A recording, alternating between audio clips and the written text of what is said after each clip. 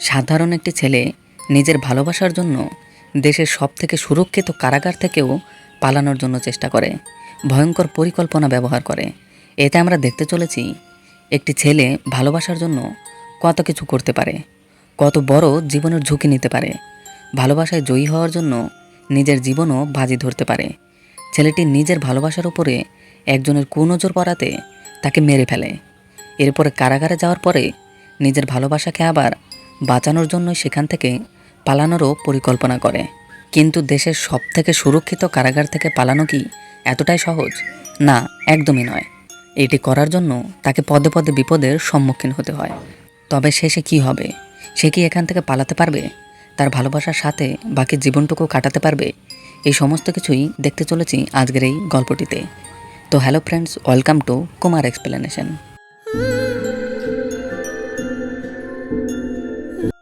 আজকের গল্পটি শুরু হয় আদালতের রায় দিয়ে। সেখানে আমাদের আজকের গল্পের প্রধান চরিত্র সেতুকে আজীবন কারাদণ্ড দেওয়া হয়, কারণ সে নাকি বান্টি পান্ডাকে হত্যা করেছে। আর এরপরেই তাকে নিয়ে যাওয়া হয় কারাদণ্ডে। সেখানকার জেলার দাস সে কারাদণ্ডের আসামিদের ওপরে এতটাই অত্যাচার করে যে সবাই তাকে দেখে ভয় থাকে। কিন্তু সেই দিন রাউন্ডের সময় হঠাৎ করে কয়েকজন তার ওপরে অ্যাটাক করে বসে এবং আচমকা আক্রমণে জেলারও তাদেরকে কিছুই করতে পারে না। এই সুযোগকে ব্যবহার করেই তারা সেখান থেকে পালানোর চেষ্টা করে। বাকি পুলিশ অফিসারেরা তাদেরকে আটকানোর চেষ্টা করলেও তাদের সাথে পেরে উঠতে পারে না। তখনই বাইরে থেকে একটি ট্রাক এসে সেখানে একটি দড়ি দেয় এবং সবাই সেটি দিয়ে ওপরে ওঠার চেষ্টা করতে থাকে। তখনই সেতু বাইরে গিয়ে সেই দৃশ্য দেখতে পায়। সে কি ভেবে গিয়ে দৌড়ে আসামিদের আটকাতে থাকে, তাদের বিরুদ্ধে দাঁড়িয়ে সবাইকে মারতে শুরু করে। কিন্তু আসলে সেও এখান থেকে পালানোর পরিকল্পনাটাই করছিল। সে যখন উপরে ওঠার চেষ্টা করে, কিন্তু ততক্ষণে দেরি হয়ে গিয়েছে। জেলারও বাইরে বেরিয়ে এসেছে, যার জন্য সে নিচে নেমে তাদের বিরুদ্ধে দাঁড়িয়ে গিয়েছিল। এরপরে তাদের রুম অ্যালট হয়, কিন্তু প্রথমবারই খাবার মুখে দিয়েই সেতুর বমি চলে আসে। সমস্ত খাবারই বাথরুমে গিয়ে ফেলে দেয়। যখন ঘুমানোর চেষ্টা করে তখন তার পুরনো স্মৃতিগুলি মনে পড়তে থাকে এবং সে ঘুম থেকে লাফিয়ে ওঠে। আর এখানে আমাদের সাথে পরিচয় হয় সেতুর এখানকার আরেকজন সাথী দোরাইয়ের সাথে। দোরাই তাকে বলে, কি পুরনো স্মৃতি মনে পড়ছে? রাত্রি দ্রুতর সময় তেমন কিছু ছাড়া কিছুই মনে পড়ার কথা নয়। চিন্তা করিস না, প্রথম প্রথম এরকম একটু হবেই, কিন্তু সময়ের সাথে সাথে সব কিছুই ঠিক হয়ে যাবে। সেতু তাকে জিজ্ঞেস করে যে সে কি করে জানে এখন রাত 2টো বাজে। দোরাই তাকে বলে, সপ্তাহে একটি দিন এখান থেকে রাত 2টোর সময় এক্সপ্রেস ট্রেন যায়। এত বছর ধরে থাকতে থাকতে এটা তো জানতেই পেরে গিয়েছি। আর সে তার কাছে এখানে আসার কারণ জিজ্ঞেস করে। সেতু তাকে বলে, আমার বাবা মা মারা যাবার পরে বাবা যেখানে কাজ করত আমি সেখানে কাজ করতে শুরু করি। সেখানে থেকে আমার সাথে কোনো কিছুই তেমন ভালো হয়নি। হ্যাঁ, একটি জিনিস বাদে, সেখানে আমার সাথে কুসুমের পরিচয় হয়েছিল। কুসুম সেখানে এসেছিল অনাথ আশ্রমের হয়ে সাহায্য চাওয়ার জন্য। এরপর কুসুমকে আমি বেশ কয়েকবারই দেখেছি, কিন্তু তার সাথে কথা বলার সুযোগ হয়নি। একদিন যখন সুযোগ হলো তার কলেজ যাওয়ার সময়, তার কাছে গিয়ে যখন তার নাম জানার চেষ্টা করলাম, তার সাথে কথা বলার চেষ্টা করলাম, সে আমার সাথে কোনো কথাই বলতে চাইল না। কিন্তু আমার এত বারবার জিজ্ঞেস করাতে তার বান্ধবী আমাকে বলে সে বোবা, সে কিছুই বলতে পারে না। কিন্তু এটিতেও তার কোনো কিছু যায় আসে না, সে কোনো পাত্তাও দেয় না এবং সে তার নাম আবারও গিয়ে জিজ্ঞেস করে। তখন তার বান্ধবী তার নাম বলে, এর নাম হচ্ছে কুসুম। এরপরের থেকেই তাদের ঘনিষ্ঠতা বাড়তে শুরু করে। ধীরে ধীরে একে অপরকে ভালোবাসতে শুরু করে। দুইজনে একে অপরের সাথী হয়ে যায়। সমস্ত কিছুই ঠিকঠাকই ছিল। কিন্তু একদিন সেতু যে ঠাকুরের কাছে কাজ করত, সেখানকার এক কর্মচারী কুসুমের সাথে খারাপ আচরণ করতে শুরু করে, তাকে বিভিন্নভাবে হ্যারাসমেন্ট করতে শুরু করে। প্রথমে তাকে সেতু ভালো মতো বোঝানোর চেষ্টা করলেও সে কিছুতেই বুঝতে চায় না এবং কুসুমকে বিভিন্ন জায়গায় বিরক্ত করতে শুরু করে। এমনকি একদিন তার হোস্টেলে পর্যন্ত চলে আসে। এই জন্য পুলিশ কমপ্লেন করাতে বান্টিকে পুলিশ ধরে নিয়ে যায়। কিন্তু জেল থেকে ছাড়া পাওয়ার পরেই কুসুমের ওপরে বোতল ছুঁড়ে মারে এবং বলে, তোর এত বড় সাহস, তুই আমাকে পুলিশে দিয়েছিলি। এটি দেখেই সেতু এতটাই রেগে যায় যে সে বান্টিকে ধরে মারতে শুরু করে। তার পিছু নেয়, তার অটোকে রাস্তায় ফেলে দেয়। বান্টি তার কাছে থেকে পালাতে নিলে সে তাকে দৌড়ে গিয়ে এমন একটি লাথি মারে, সে গিয়ে একটি গাড়ির সামনে পড়ে এবং সেখানেই মারা যায়। এরপরে সে কী করবে বুঝতে না পেরে তার বন্ধু জনকে ফোন করে এবং তাকে পুরো ঘটনাটা বলার পরে জন তাকে একটি পরামর্শ দেয়। সে বলে, দেখ, তুই যাকে মেরেছিস তার জন্য ঠাকুর কখনোই তাকে ছেড়ে দেবে না। ঠাকুর ছেড়ে দিলেও তার ভাই তোকে জ্যান্ত মেরে ফেলবে। এখান থেকে এক কাজ কর, পালিয়ে যা। এ ব্যবস্থা আমি নিজেই করব। কারণ জনের বাবা ঠাকুরের জন্যই মারা গিয়েছিল এবং জন তার কাছে কাজ করতেও শুরু করেছিল শুধু ঠাকুরের ওপরে বদলা নেবে জন্য। সে তো এই সুযোগটারই খুঁজেছিল। সে তো কোনো খোঁজ না পেয়ে কী করবে ভেবে না পেয়ে জনের কথাই মেনে নেয়। তার কথা মতো ঠাকুরের অফিসে গিয়ে পৌঁছায়। সেখান থেকে জন তার টাকা পয়সা এবং ডকুমেন্ট চুরি করে নেয়। এগুলি সে তো করতে চাইছিল না, কিন্তু তার কাছে কোনো উপায়ও ছিল না। তাদের বুদ্ধি ছিল এরপরে সেখান থেকে তারা শ্রীলঙ্কা এবং শ্রীলঙ্কা থেকে অস্ট্রেলিয়া চলে যাবে। কিন্তু দুর্ভাগ্যবশত জন সেখান থেকে যেতে পারলেও সেতু সেখানেই আটকে যায়। এর পরের দিনই দোরাইয়ের স্ত্রী আসে তার সাথে দেখা করার জন্য। আর সে আসার সময় জেলের সবাই খারাপ নজরে তার স্ত্রীর দিকে তাকায়। দোরাই বুঝতে পারলেও সে কিছুই করতে পারে না। কিন্তু রাতে সেতু তাকে বলে, তুমি কি জানো তোমার স্ত্রীর ওপরে সবার খারাপ নজর রয়েছে? দোরাই রেগে যাওয়াতে সে বলে, তুমি না হয় আমাকে থামাবে, এই জেলের সবাইকে থামাতে পারবে, কিন্তু বাইরে যে কত লোক রয়েছে তাদেরকে কি করে থামাবে? আর সে বলে, এখান থেকে পালাতে চাও? এই কথা বলার পরেই দোরাইও কিছুক্ষণ চিন্তা করে। এর পরের দিন তারা দুজনে মিলে বুদ্ধি করতে থাকে কি করে এখান থেকে পালাতে পারবে। তারা দুজনে এমন আরও কয়েকজন লোক খুঁজছিল যারা আজীবন কারাদণ্ড সাজা পেয়েছিল। তারাই একমাত্র জীবনের ঝুঁকি নিয়ে হলেও এখান থেকে পালানোর জন্য সাহায্য করতে পারত। তখনই তাদের চোখে পড়ে একজন আসামি। এর নাম হচ্ছে মুকুন্দ। এ আসলে এই জেলের ব্যাপারে খুব ভালো মতোই জানতো। এই জেলের কোনা কোনা জানতো, কারণ বেশিরভাগ সময় তার জীবনের এই জেলের মধ্যেই সে কাটিয়েছে। কয়েকদিনের জন্য ছাড়া পেলেও আবারও এই জেলে চলে আসে। আর এর পরের দিনই তাদের প্ল্যান মতোই সেতু মুকুন্দকে গিয়ে বলে, ভাই এখান থেকে পালানোর প্ল্যান বানানো যাবে? তার এই কথা শুনেই মুকুন্দ বলে, আরে পাগল হয়ে গিয়েছিস? জেলার জানতে পারলে জ্যান্ত টাঙিয়ে দেবে। তার কথা শুনেই সে মানা করে দেয়। কিন্তু দোরাইকে দেখে তার কথা শুনে সে আবারও রাজি হয়। আর এরপরেই সেখানে আরও একজনের আগমন ঘটে। এ হচ্ছে বাঙালি। হ্যাঁ, আমাদের মতোই বাঙালি। এতটাই রাগ এবং অ্যাগ্রেসিভ ছিল, তাকে দেখে সে তো ভাবে একে আমাদের গ্রুপের দরকার, একে দিয়েই আমাদের কাজ হবে। সেদিন রাতেই জেলারকে দেখে সেতু বলে, সবাই মিলে না আজকে রাতেই বাঙালিকে মারার প্ল্যান করছে। সে ঝামেলা করেছে যার জন্য এত কিছু ঘটছে।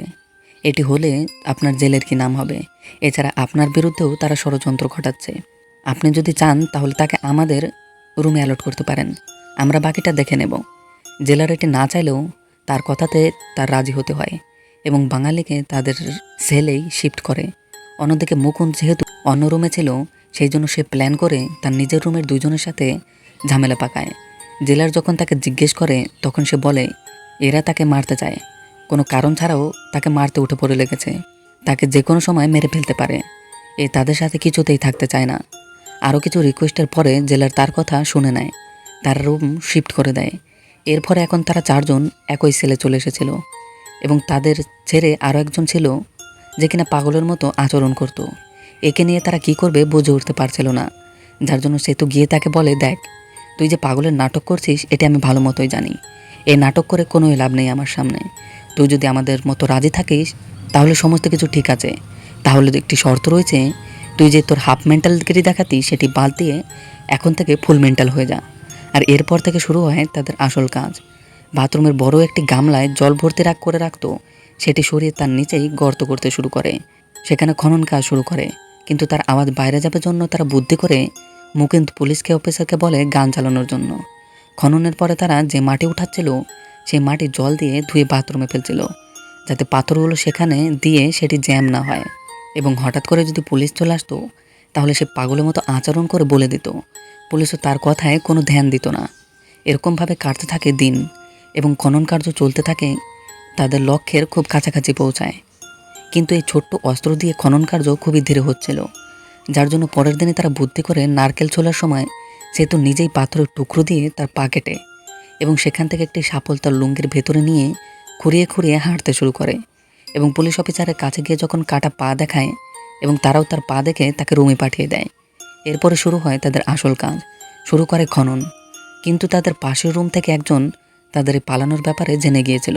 সে তো বারবার করে চাইছিল যাতে এখান থেকে সে তো কিছুতেই পালাতে না পারে, কারণ সেই তাদের পালানো আটকে ছিল প্রথম দিনেই, যার জন্য জেলারকে দিয়ে সে খবর দেয়।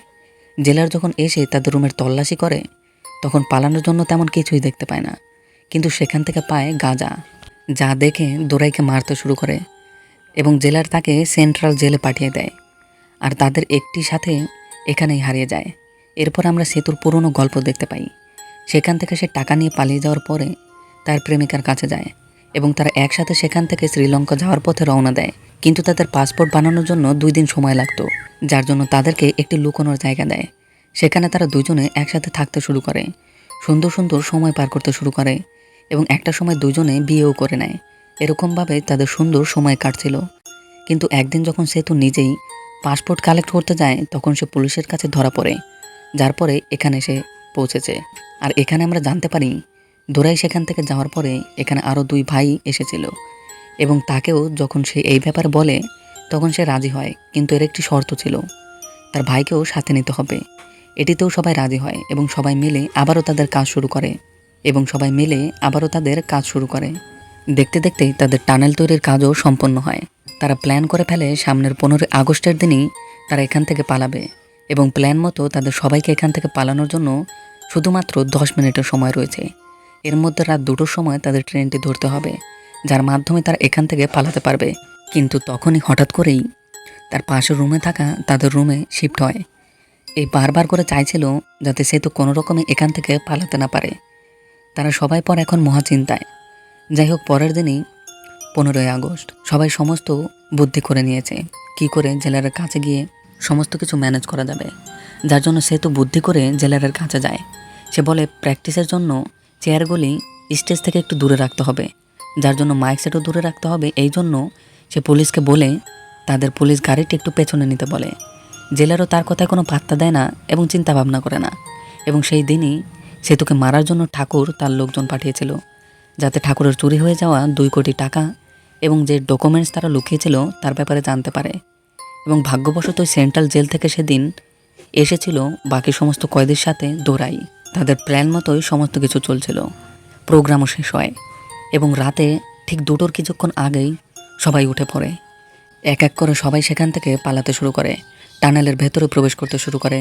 কিন্তু সেতুর সেই শত্রু তাকে আটকানোর চেষ্টা করতে থাকে, যার জন্য সেতু তাকে নিয়েই টানেলের ভেতরে প্রবেশ করে এবং তাদের মধ্যে টানেলের ভেতরেই হাতাপাই শুরু হয়। কিন্তু কোনো রকমে তারা সবাই টানেল থেকে বের হয় এবং বের হয়েই সেই গাড়িটির ওপরে উঠে যায় তারা জেল থেকে, এবং সেই গাড়ির ব্যবহার করেই তারা জেল থেকে বাইরে বের হয়। সেতুও তার কাছ থেকে কোনো রকমের রেহাই পেয়ে দৌড়ে ভ্যানের ওপরে চড়ে পড়ে। এতক্ষণে জেলারও আবারও রাউন্ডে বের হয়, কিন্তু সে যখন তাদের রুমে যায় সেখানে কেউকে দেখতে পায় না, যার জন্য তাদের খুঁজতে বের হয় এবং খুঁজতে খুঁজতেই সেতুর শত্রুকেও খুঁজে পায়। কিন্তু এতক্ষণে দেরি হয়ে গিয়েছে, সবাই সেখান থেকে পালিয়েও গিয়েছে।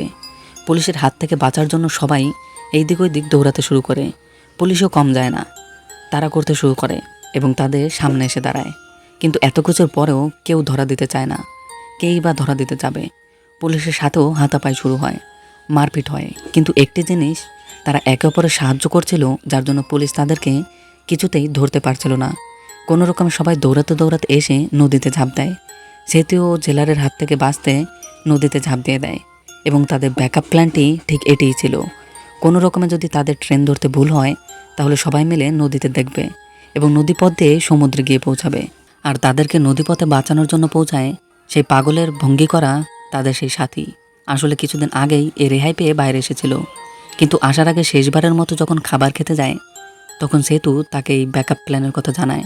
তাকে নৌকা নিয়ে আসার কথাটি বলেছিল, যার জন্য সে নৌকা নিয়ে এসেছিল এবং সবাইকে নিয়ে সেখান থেকে পালিয়ে যায়। জেলার সহ বাকি সবাই বিস্ময়কভাবে তাদের দিকে তাকিয়ে থাকে, তারা কিছুই করতে পারে না। আর এরপরে শুরু হয় তাদের নতুন জীবন। সবাই পাড়ি দেয় তাদের ফেলে দেওয়া এই খারাপ অতীতকে। এখান থেকে তারা যাবে শ্রীলঙ্কা, সেখান থেকে অস্ট্রেলিয়া, যেখানে শুরু হবে তাদের সুন্দর এবং ভালোবাসা ভরা পুরোপুরি নতুন একটু জীবন। এবং এই ভালোবাসার সাথেই আজকের গল্পটিও এখানেই শেষ হয়। তোমাদের সাথে খুব শীঘ্রই দেখা হচ্ছে অন্য কোনো সুন্দর একটি গল্পে। ততক্ষণের জন্য সবাইকে বাই অ্যান্ড টেক কেয়ার।